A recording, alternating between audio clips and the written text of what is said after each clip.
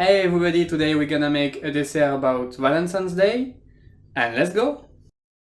The first part of the recipe we're making is the hazelnut biscuit. We'll start by whipping the egg whites until it holds its shape, then add the sugar little by little while whipping. Once the egg whites and sugar have whipped to a nice meringue, we'll add the melted butter and hazelnut spread together into the mixer, followed by the egg yolks, and lastly your flour and potato or cornstarch. Do note that you cannot mix too quickly or too long between adding each ingredient to avoid the biscuit from falling flat. Once the biscuit batter is done, you can pour it into a shaped silicone cake mold or straight onto a lined baking tray.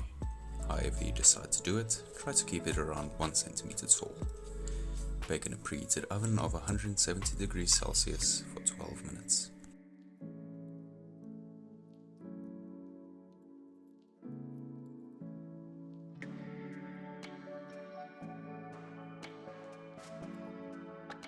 If you baked your biscuit on a sheet, you can now press it out with a shaped cookie cutter while it's still warm.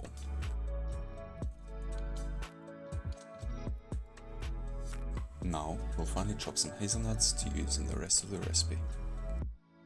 Once our biscuits have cooled, we'll glaze them with a mixture of melted chocolate and oil, prepared as per the recipe in the description. While it's still slightly liquid, we'll sprinkle some hazelnuts over the glazed biscuits to add a little crunch. There's no need to be conservative when you're glazing your biscuits, as we'll use the drippings later on in the recipe. Once the glazed drippings have set firmly, we'll use the same cutter we used to cut the biscuits to cut out shapes from the glaze and then let it rest in the fridge. If you used a mold to bake your biscuits in, you can transfer the glaze from the baking sheet to those molds before they set. Be careful not to make it too thick.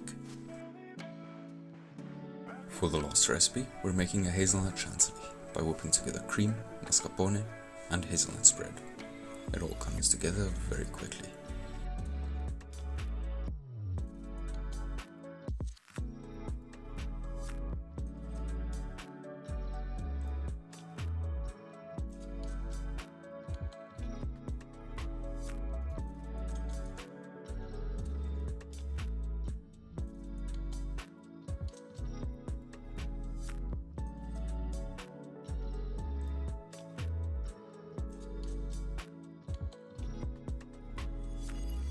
I hope you enjoyed the video, subscribe, like and comment the video if you like it, and see you next week!